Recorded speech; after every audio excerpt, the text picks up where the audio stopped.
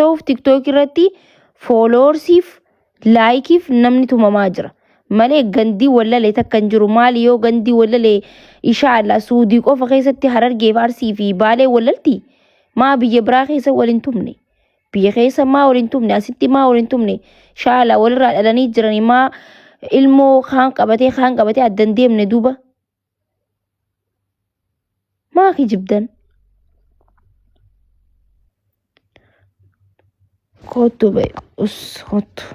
Ana ansiu qabeen tumini ani sin qabinaan jaasa kottu deem. Maal na qabdaa miti ani harki xiyya hundinuu ableedha. Gaafa na tuute ifiin si ciree lafa si kaayaatiti. Du'aa ummaatiyyaatiin as jiraani. Du'aa haadha abbaa kiyyaatiin narra tufaniitiin asii bee gaafa na tuutee si qala harki koo. Mina aynatu noyi sin qabanaan jaasa balagee. Dubartiidha jaanii namni dhaga'u dhabee jechuudha. Nama 3-4 oltu fammasee jechuun waan akkanaa kana hojjetanii san laallatan namni amma sinigalee san laallatan.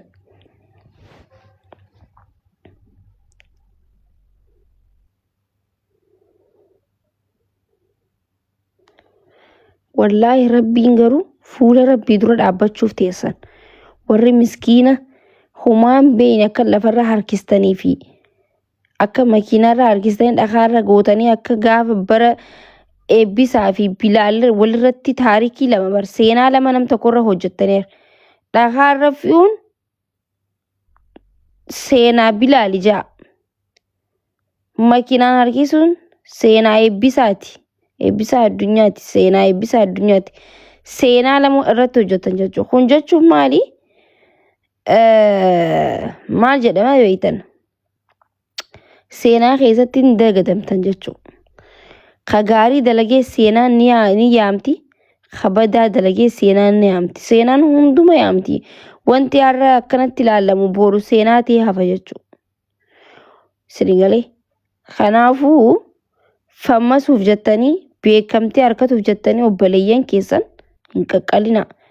Ummata humaa hin beekne dalagachuu deeme akkas gootan jechuudha. Namni immoo namni isin walitti araarsina je'ee manguddoo fi sheekaa fi feemasii mana haa bantu. Ana waas እበትናችኋለሁ.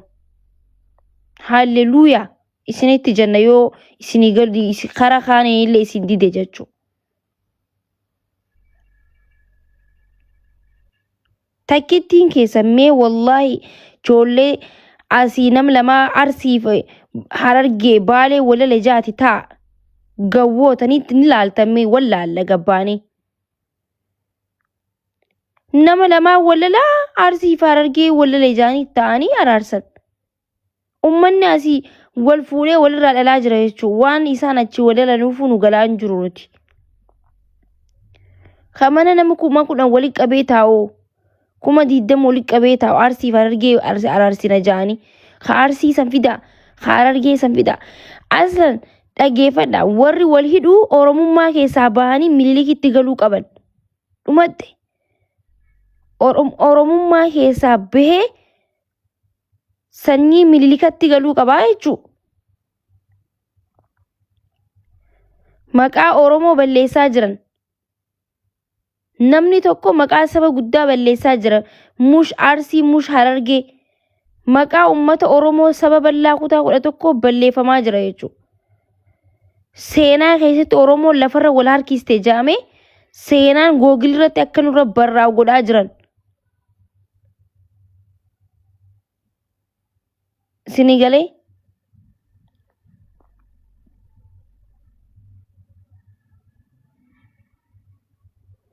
Yeah. Kanaafuu feemasiin fi sheeknii fi manguddoon Suudii keessatti namaa wal qabee jee mana banee taa'ee araarsuu harkine zamachaa irratti baanaa jechuun mana banannee waan akkasii dhaabbatu qaba amma booda. Ijoolleen fammasuuf akkas godhaa jirti malee waan Arsii fi waan Harargee keessaa miti fammasuuf iyyitaa argachuudhaafis.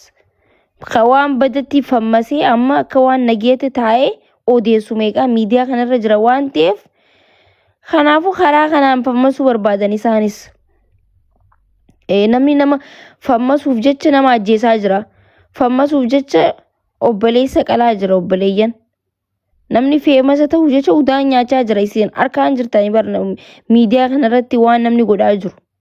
Hai.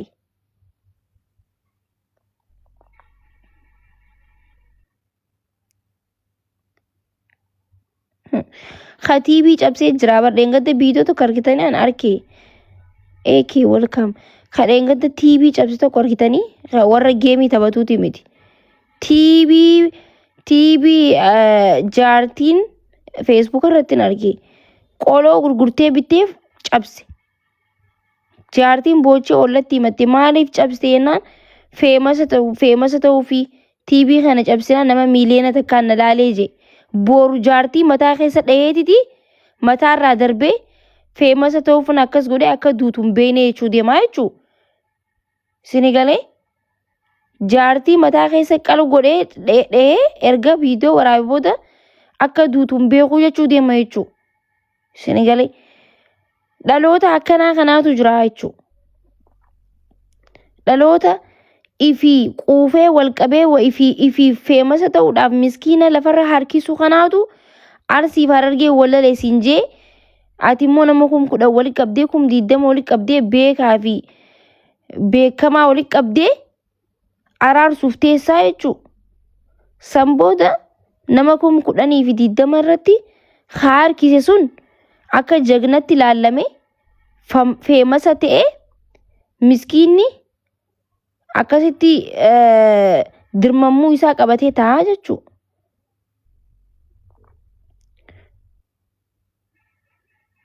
San booda kaanis lafaa dhufee abaluun akkasi nama 20 irratti erga laalame booda nama qabee fammasi. Anis kana qabeetiin tumee fammasaa jira. So feemasa ta'uudhaaf dalagataan miskiinni humaa hin beekne qaxaqaxamaa jira jechuu. Katakkaa silkii harkaan qabaatiin. Kun hundinuu namni feemasa ta'uuf TikTok irratti fooloorsiif laayikiif namni tumamaa jira. Malee gandii wallalee takka hin jiru. Maali yoo gandii wallalee inshaAllah Suudii qofa keessatti Harargee fi Arsii fi Baalee wallalti maa biyya biraa keessa waliin tumne. Biyya keessa maa waliin tumne. Asitti maa waliin tumne.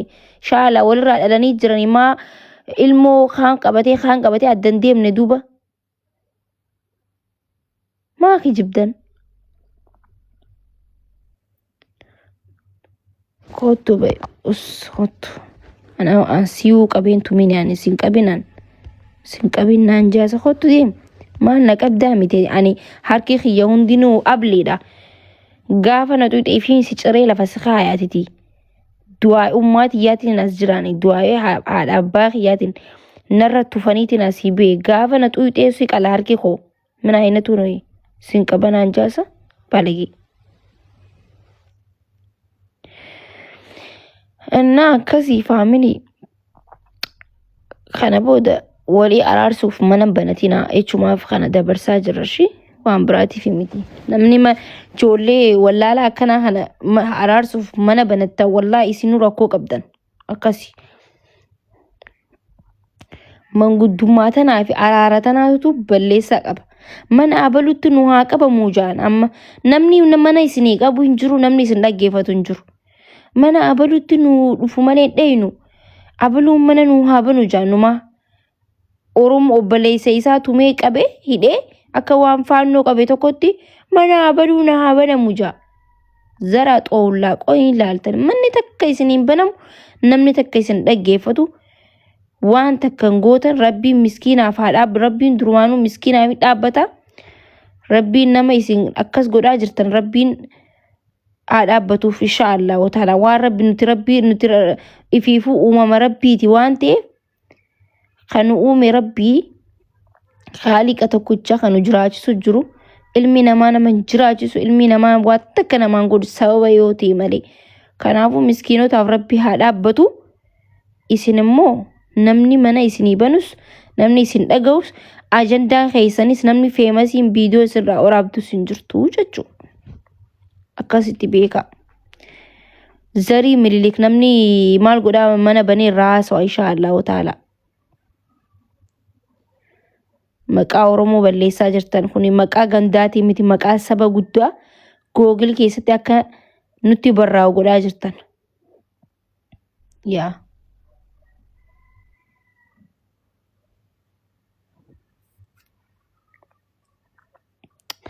Guys, video harka walirraa citan sana argitanii ani ilaallee bar. Ani ilaallee warra koomantii ilaaliinaadhaa namni fayyaa harkachuu barbaaddan jennaan dhiiseen waan akkas yoo ilaalee ala xul mana yaalaa gala beeyteen dhukkubsadhaan fedhu waan akkas ilaalu waan. Ilaalina warri ilaalle waan akkasii bareedaa miti. A'uuzu billaa min shayxaani rajiim. Harka muran jaan ammas nafxanyaan harka walirraa murtee jaan. Ayii miskiin immoo maaliif rakkata garuu yaa Rabbi. Ambar wanti garaana balleessu fedhu Amaaraa haa ta'u fedhu Tigiree haa ta'u miskiinumaatutu tumamaa miskiinuma baqa. Poolitikaa keessa jiru kan namni beeku. Kan nyaatee garaa qabu kan garaa dhiibee boorciin isaa fooniin garaa dhiibee takkan tumamu. Miskiinuma tumama jechuunis hundaa'u. Amma waa'ee mucaa harka irraa muranii namni haasa'u waa'ee mucaa harka irraa muree haasawaa jiran malee harka irraa murame sana hin agarree amma nuti jechuudha. Sanillee bar irraa muraniiti laalaa agarsiisuu qaba bar mootummaan isa sanis irraa muree laalaan maal akka fakkaattu agarsiisuu qabaa jechuudha. Harki nam tokko muramee nam lama tokkos lama ta'ee deemuu qabu bar. Lama takka muree lama muranii agarsiisan sila. Akkasii seerri Itoophiyaatu hin sirraa'u rabbal kaaba. Tokko gisee irraa mure mootummaan immoo lama irraa mureetiti agarsiisa. Seerri ni sirraa. Miskiina namni harka irraa muruu miti inshaallah. Kottee irraan ciru yoo mootummaan akkas godhe wallaahi wabillaahi Dooktar Abiy adirgaw. ሁለት እጁን አድርገው አንተ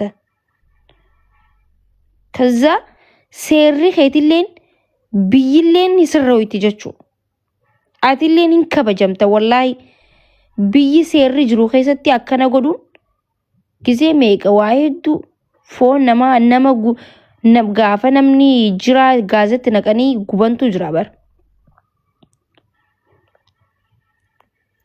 መስሪ ተነበር ጋይስ እንኳን አከነ ጎዱ ሚቲ ኮቴ ነማዮ ጨብስቲ በር ስንዲሰኒ በር ሆኖ ታከደን ገዳ ኢልሞ ፊ አጀስቴት ሆኖ ወጋ ሰዲ ደምቴ ዱዲምቲ ዱመረቲ ወጋ ሰዲ ቦደ ፈኒፈምቲ አጂፈምቲ ብየተነቲ ሙጫተኮ ጅራ ኦሮሞ አጄ ኦሮሞ ማል ጎዴት ሰው ሙጫንሱን አጄፈሜ ነማ አጄሴት ሞ ማልቴቲ ማል ጎዴት አይ ዶንት ኖ ቤሁ ወጋ ለመሂዳኒቲ ወጋ ለመቦደ አጄሰን ሰምቦደ አዋለድ ዳጃኒ ኢሲኒ ብልብለን ጀቹ ጉያ ከና ዱዴ መጃኒ ወሬሳ ወንተ ዱቢሴ ሴሪ አከ ብያ አረባ ተው ቀበ ብያ ኢትዮጵያታን ምስኪኒ ለፈራ ዱሜ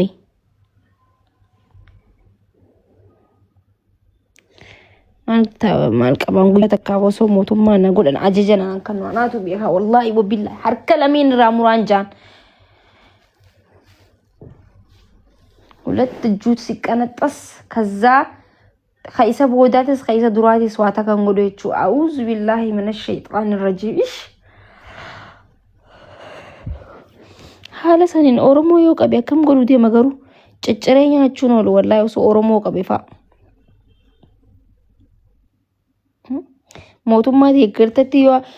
mootummaa deeggartatti yoo harki takka namarraa murame mootummaan immoo harka lamarraa mure seera Itoophiyaa tolchuu qaba jennagaa nuti Dooktar Abiy Ahmed እንዴ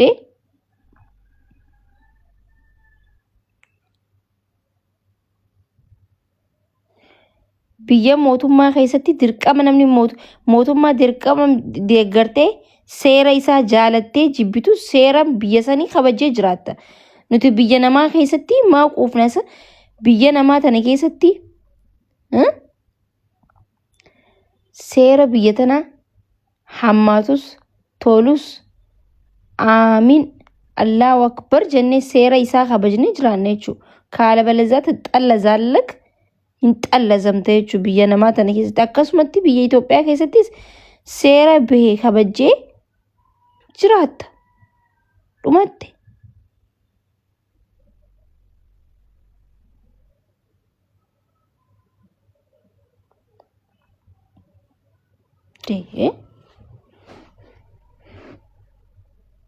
Abdii goo mee galaarii keessa waan guddaa jiraate gad tuqeeti seenaa goojoo kana sirreessigaa.